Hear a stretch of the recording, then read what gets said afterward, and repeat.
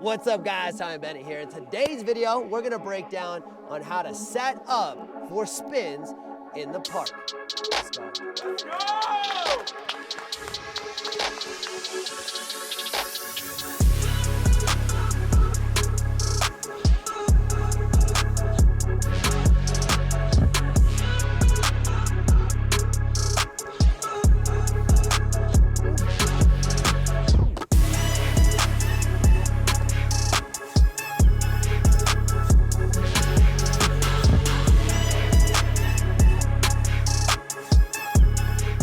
The very first thing that we want to identify is, are we spinning frontside or backside?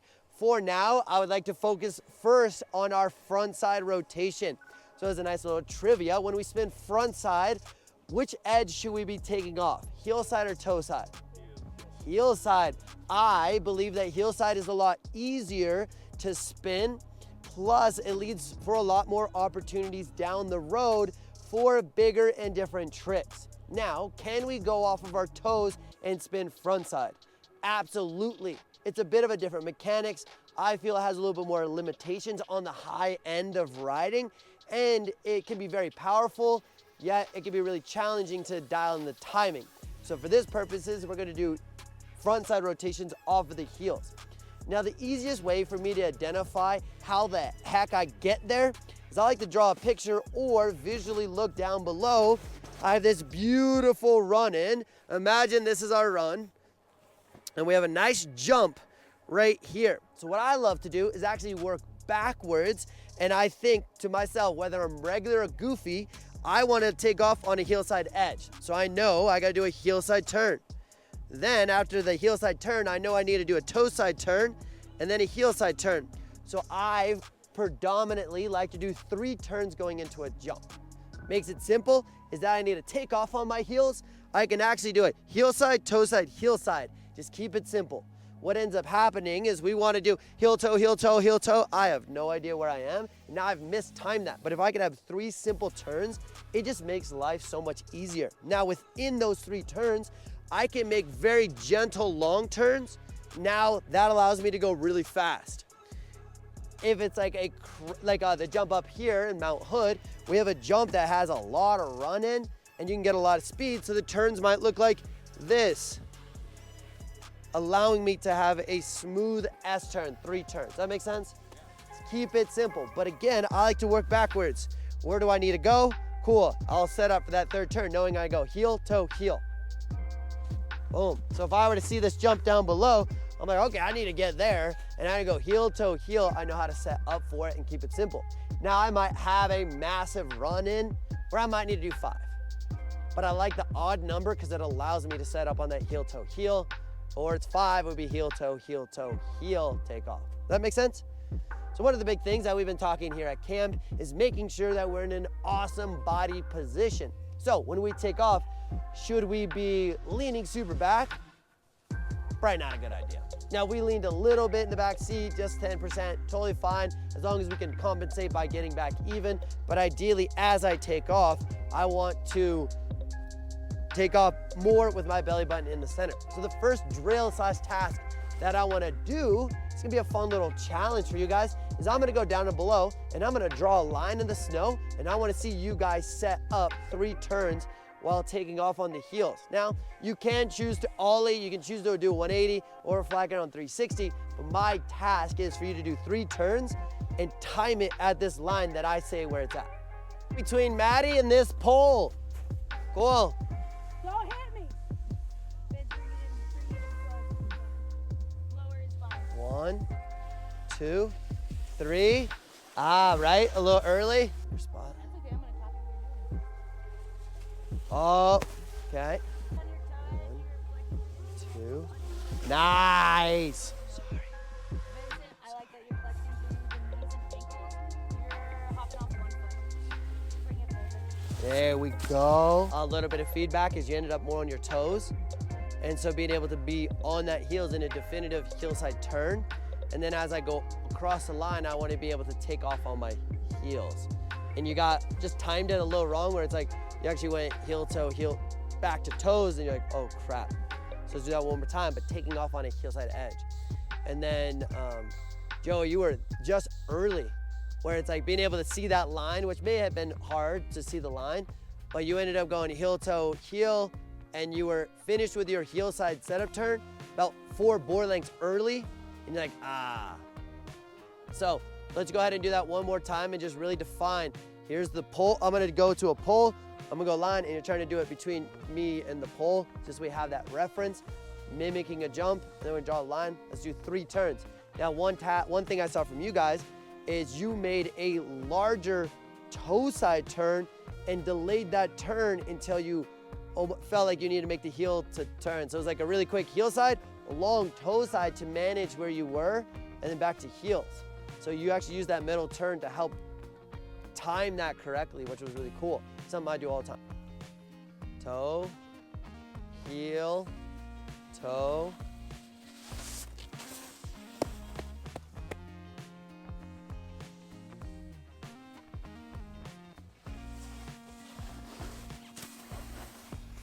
Because you did go, you're goofy or regular. So you regular and you went clockwise where we want to go counterclockwise for frontside. So yeah. The other thing is, yeah, let's try it. Let's try it, because then you could do that same thing where you time it off of your toes, but then I happen to be still spinning counterclockwise for the frontside rotation. But if I need to go off my toes, totally cool. Let's go ahead and do that one more time, but this time we're not gonna go as far and I'm not gonna have a definitive line. I want you guys to choose your own place, do the 3 turns, and now we're gonna start working on our takeoff position. So whether we're going off the toes or we're going frontside off the heels, I want you guys to pop a smooth but lofty frontside 180. Now, I want you guys to get the intensity of getting in the air more, but there's one catch. Stay flat in the shoulders. So if we're on ground like this, we tend to do a little bit more of an ollie, definitely an option, or do a 2-footed takeoff, definitely an option.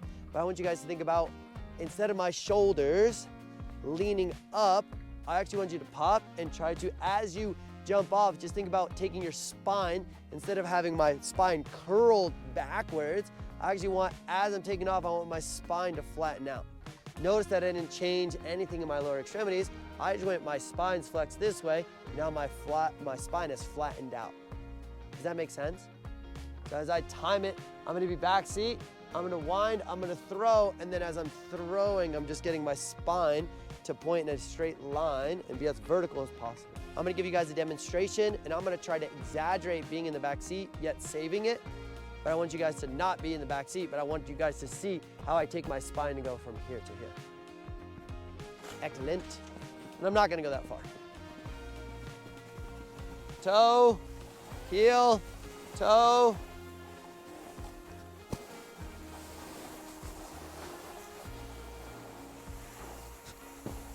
So one of the things that a lot of people struggle with is, as they're going on a jump, they're already back seat, whether it's feet or less awesome body positions, is they lean back, and then as we hit a jump, we lean further back. So what I'm trying to get them to do is start evening out more in the takeoff, or as they get in the air, so that they stay more upright instead of falling to their back and they can land it.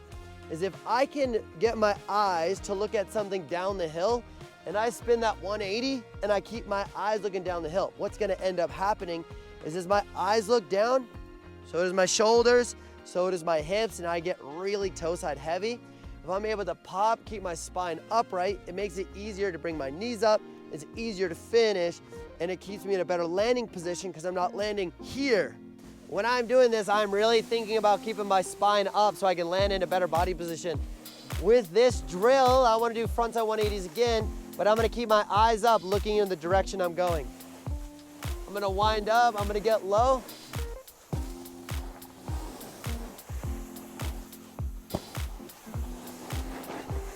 All right. Did anybody notice a difference? Yo! So much easier.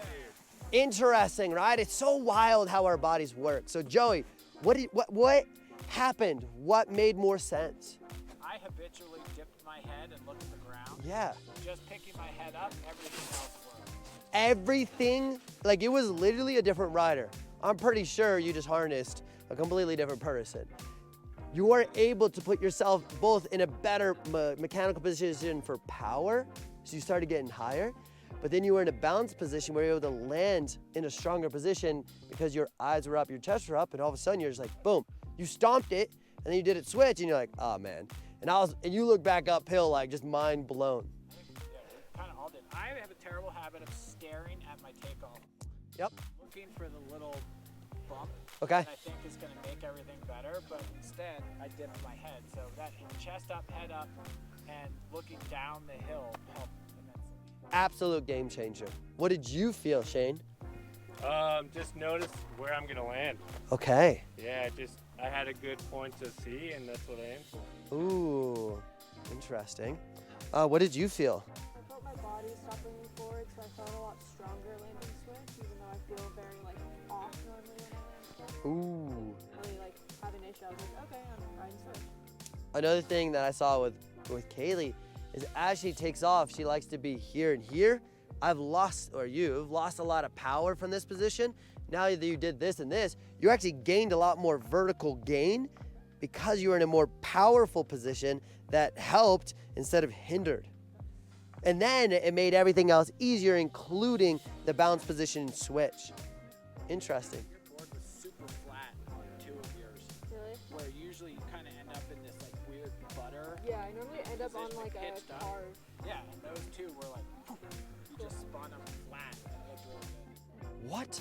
What about you, Garrett? Did you notice any difference? I think I had a little bit of trouble with it. I think I wasn't consistent with looking downhill. Okay. All the time. So I felt like the times when I was looking down that I did have that leveling issue where I'd be looking down, looking up, looking back down. Yeah. It's so interesting. My new analogy is imagine you're driving and you're staring at the end of your hood. Okay, cool. You're looking, but you don't actually get to anticipate what's going to happen, whether it's small children walking across the road or is it there's a weird pothole that I just got to slightly avoid, right? By looking as I'm driving down the road, I can anticipate a lot of things. The same thing applies in our snowboarding. So you'll see that I may look down, but it's very briefly, or if I look down, it's a lot of my peripheral vision, seeing what's happening.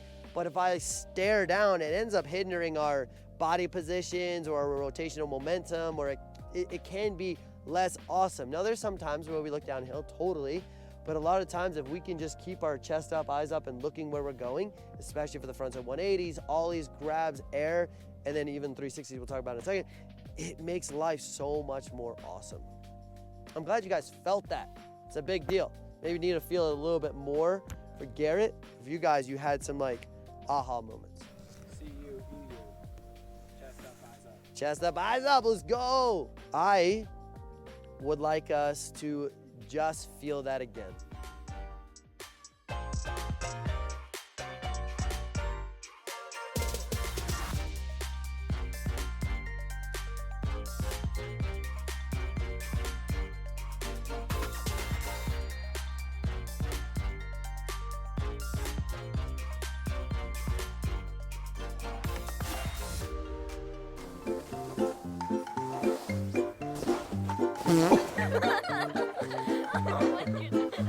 Don't do that. All right, guys, have you ever wanted to do a frontside 360 off of the toes? Well, this is what you do. Take off your toes, pop, spring, look back uphill to help stop the rotation, land on your toes, you have a good day.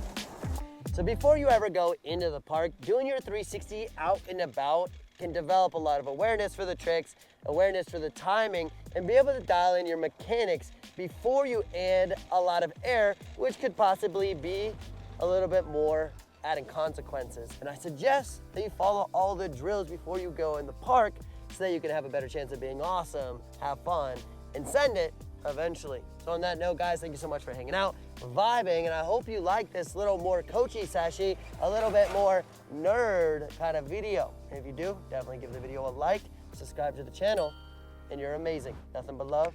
We out.